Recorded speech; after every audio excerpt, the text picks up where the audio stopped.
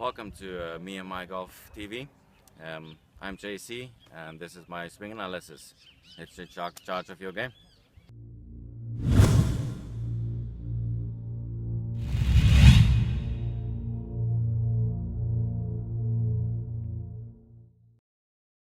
Okay, so it's Thursday. Welcome to this week's My Swing Analysis. This is where we analyse one of our lucky followers' golf swings. It sure is. Please get involved today. Go to Facebook, Instagram and Twitter.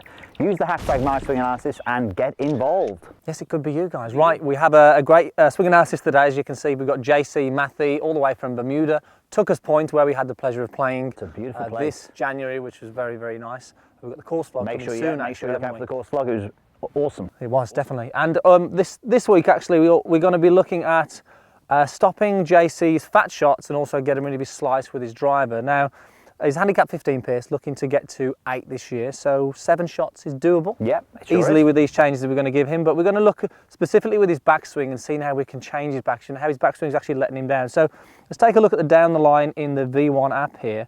As you can see, the weather was glorious here at Tuckers Point. I'm getting very, very upset looking at this now. So let's take a look as we move away. What we're going to notice from the down the line view is we just take into his move away here. We're going to see the club gets very much behind him very early. Yep. Pierce. It goes underneath the swing plane, gets a little close, so the club face is sort of pointing down towards the ground. And as we continue towards the top here, arms get a little bit behind him, and you can see the shaft is a little steep at this point here, which points sort of down behind him. And as we start into the downswing, this is where that shaft just gets into that steep position. So from here, if he doesn't recover it, he's going to get that club crashing down into the ground, which is where he gets these fat shots from. But in this one, actually recovered it fairly well and got the club fairly close to the swing plane, Pierce. And with the driver, if we get this steeper plane on the way down, that's where he's going to struggle with that slice. You can see that's definitely going to happen. So through impact, not bad. He maintains his posture pretty good. Good leg work and great clearance through the shot here. And I think this one was a nice little draw down the fairway. So this one pretty good, I think, there. Okay, let's look at the front-on view. Some great things here. Lower body's very stable. As we go into his backswing, we're going to see again here now, we're going to highlight how his club head moves a little bit too early. So as we go into this backswing, the club head now has already moved. If we just sort of highlight where the butt end of the club's pointing there, the butt end of the club is sort of pointing past his left hip. Club head's moving a lot and the hands aren't moving at all. Exactly, and we haven't really engaged the torso or the shoulders yet. So winding up into the backswing here, the club's sort of out racing the hands. Top of the swing, as you can see, lower body's good. Could do with a little bit more turn. And as we start into the downswing here, we'll see that not a bad shift. He could maybe get a little bit more and then through to a finish. But I think the key thing, Pierce, we want to look at with JC is just improving his move away, getting his move away tidied up, which then is going to help him produce that sort of slightly shallower angle on the way down, isn't it? Interesting you're saying there about getting him to shift a bit more weight on the through swing, but if he's steep on the downswing, it's difficult to shift weight. Exactly, yeah. So I think there's a few things we want to do with JC. I think the first thing is, when we looked at the grip, we were lucky enough to see JC hit these shots as well. When we looked at the grip, we gave him some work to do already to tidy it up. So if you're looking at this and thinking we should do something with the grip, well, yes, JC is doing that already. But I think the best way to sort of show you how we want to work with JC and improve his golf game is if you imagine you were standing in a clock face, okay? So now what JC does, he moves the club head to 8 o'clock very quickly, but he hardly moves the hands and hardly moves the torso.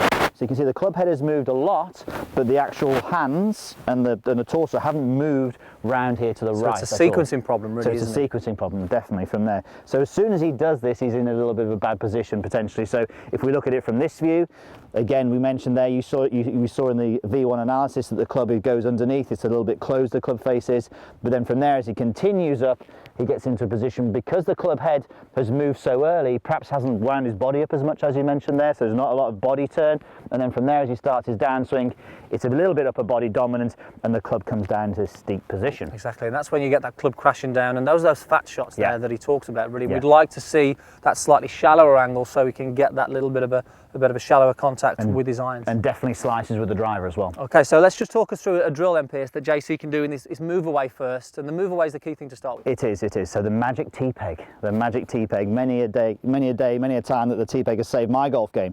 So what we're going to do, T-peg in the butt of the club there, and what we're going to do is you're going to get you to imagine that you point the T-peg at your belt buckle or your belly button area, anywhere around about there. So we call this butt to buckle. So what the objective is here, as we move the club head to 8 o'clock now, we keep the T-peg pointing at the buckle. So now there's a big difference. Look how much further the hands have travelled. Look at the torso, there's more wind up there, whereas obviously JC would be more like that.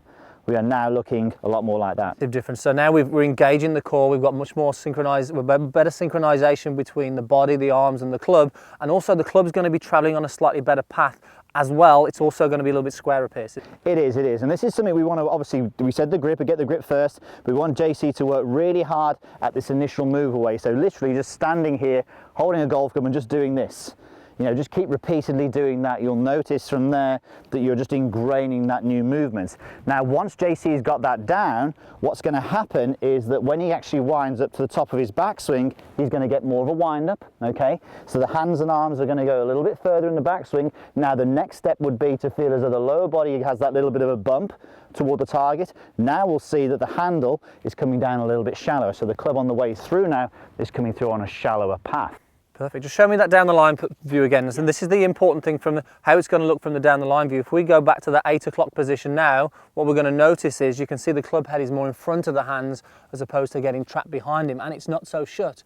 And that's just literally because he's engaged the shoulders, the arms and the club together. It's a better, as we go up from there, you're going to see the club's going to go a little steeper and then shallower on the way down, as opposed to what he was doing before. He was getting that sort of roundness, and then back to a steeper position. So this was the position before, club going around and then steep.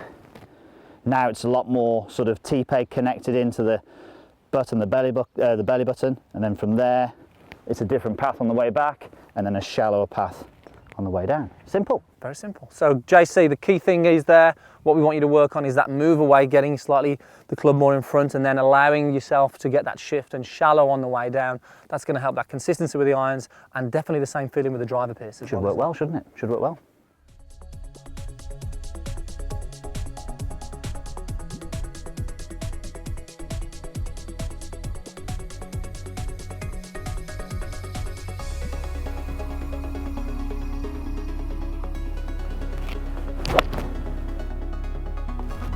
Okay, JC, some great things there for you to work on in your game. Hopefully get to 8 this year, and hopefully some things that you guys can put into practice as well there. Comment below if you've got any questions on that, and we'll get back to you soon. And don't forget to subscribe, guys, down below for more videos every single week. Absolutely. Also, make sure you go to meandmygolf.com, 7-day free trial, well worth checking out the Turn Your Slice Into a Draw video series. It can definitely get rid of that slice this year. Guys, thanks for watching, and we'll see you soon.